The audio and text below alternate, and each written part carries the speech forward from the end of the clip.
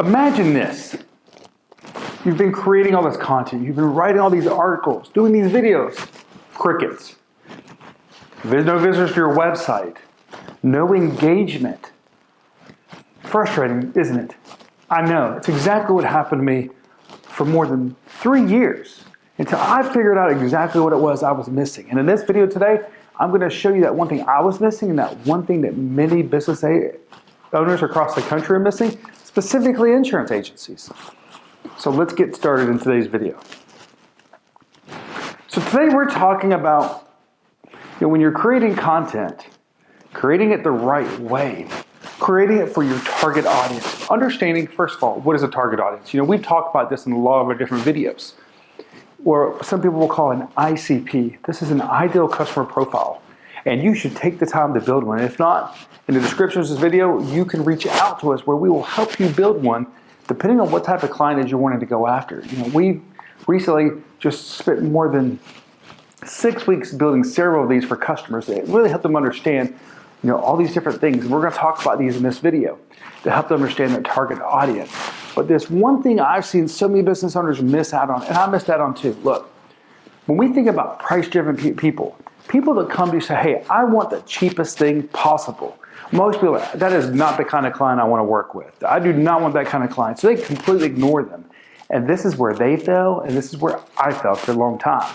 You see, we're talking about price-driven, and we're talking about education-focused here. Usually a price-driven customer has something that happens that turns them into an education focus, or you deliver something that helps them transform that mind. And look, that's what you've got to do. As you are the guide for your customer's a hero. You've got to help transform them from price-driven to education-based if you want them to be that way. Look, you could also take them from education-focused to price-driven, especially in the current economy that we're in. We're seeing a lot of this happen. But you've got to work on that transformation and kind of guiding them down that road. But what we find is when people hear price-driven, they completely ignore the customer. Instead of creating two different experiences, we'll call them. One for the education focus, one for the price driven. Look, maybe you only want to focus on education focus. Don't turn away price driven. Just create a different experience for them. Showing them those different things. If they want price driven, if they want the cheapest thing possible and they're trying to get as quick as possible, look, maybe you create an experience for them that does exactly that. In the process, also educating them on different things. Something that maybe makes the light bulb go off. And I'll give you an example. We've recently had a customer over at the flood insurance group who we had offered all these different things to. He had a claim. He didn't have these things. And unfortunately, after the claim, he realized how much he needed them. So guess what he did? As soon as that claim was settled, he became an education focused and he bought those extra things, knowing how much value they added for him. So it's those kind of experiences in the business. If someone's roof is ripped off, if you're a roofing company, they may not realize they needed a certain type of roof, but guess what? The next time, many times they're doing that. So it's these kind of experiences that can take a price-driven to an education focus. But you don't want to just ignore one. You want to create a different experience for one. Maybe that means automated emails, means a certain process. Maybe you're not jumping on calls with a price-driven customer, but you're jumping on calls with that education focus. Now, in understanding these two things though, we've got to understand, hey, how did we get to this? Price-driven, we're looking at the same thing here. We're looking at online search. Same thing for education focused. Online search.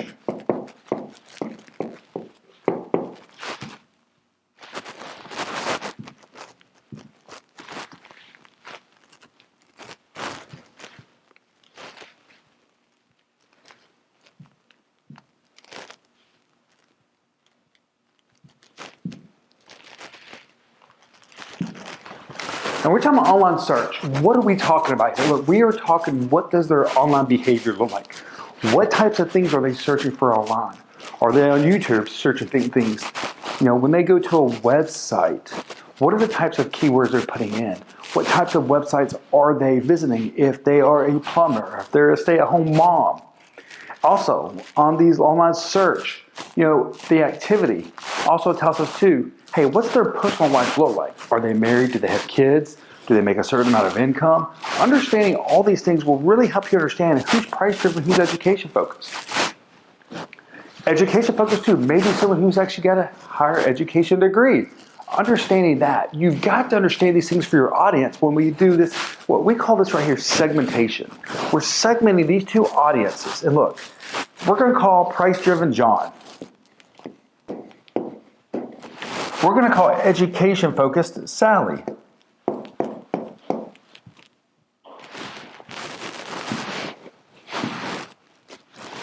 Oh, don't remember what to say.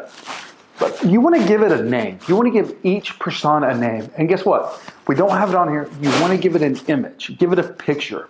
You want to be able to visualize who the price-driven person is and the education-focused is.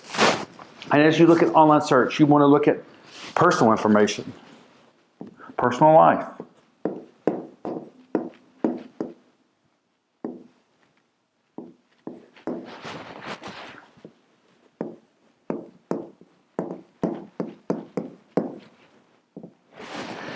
As I said, do they have kids? Or they, if you're in the state of Alabama, for example, or the South, are they involved with certain churches? Are their kids involved with youth? Are they involved in youth sports? Are they involved with local HOAs, local volunteer groups? All these things are going to help you understand if they're price-driven or they're education-focused. Are they interested in saving money, as in for retirement, all these different things? Those types of people might be more than education-focused because they're looking more long-term. Price-driven may be looking more short-term. So think of understanding their mindsets.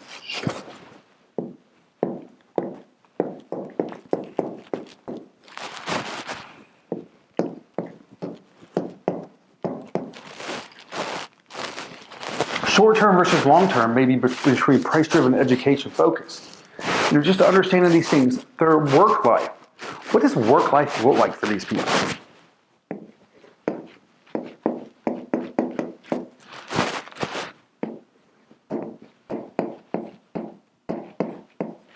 So one thing is using different tools like we've talked about on our channel before, like Spark 4 of understanding work life. Like, hey, the people that have this specific type of title in their bio are searching for these things online. They're visiting these types of websites. These are fears for them. These are concerns. These are interests. These are all things that are going to help you understand that price-driven and that education-focused customer, whichever one you want to go after. Look, we're not saying there's a wrong way here. We're just saying you want to segment where you don't completely exclude one of these audiences because they could transform back and forth as they learn different things. For example, the education focused may get into retirement who becomes more price-driven now. Maybe they don't have as many assets. As price-driven gains more assets, they may become more education-focused in protecting themselves and different things like this. You've got to understand this because, look, when everything comes down to segmentation and messaging, I'll tell you an example real quick. I was listening to a podcast with my good friends, Scott Howe, Bradley Flowers with I Protect Insurance and Portal Insurance, the Insurance Guys podcast. If you're in the insurance industry, check it out. They had James Spann, a weatherman, on there, who actually helped certify me as a storm spotter 30 years ago. But he was talking about in April of 2011, they lost almost 300 people. And what they discovered was the majority of the people thought a siren was going to go off when they had a tornado warning, and it didn't go off, and it was devastation. What this told them is that their messaging was wrong. They had to find a different way to alert people. So it doesn't matter if it's something life-threatening, insurance, roofing, plumbing, whatever. If you're in real estate, but it comes down to segmentation of messaging. If your audience is not listening to you, could more than likely be that the messaging is off. That you're trying to deliver a price-driven message to an education-focused audience. And you've got to understand these audiences when you're understanding messaging. So that's what we want to talk about today, is understanding these two things, the way you need to segment these shows. You can build an automation, you can build different emails, and you can build these different audiences. And look, if you haven't used ChatGPT yet, go into ChatGPT, look at a target audience builder, whatever audiences you're wanting to go after, do some serious research here. Like, there's no quick way to do this. I just finished a report with more than 300 pages of data on different audiences for some of our clients. And it literally gives them everything they need to know in a file. When they can upload that file to something like a ChatGPT when they're working on their messaging or any other artificial intelligence tool, and now they have that for each audience. And it helps them with their brand voice and all these things. But you want to understand that there's no quick way to do this keyword research. You want to understand the 4 areas we've talked about. Demographics, age, income level, all these things. Then you want to look at behavior. Hey, what's their online behavior? What's their personal work-life behavior?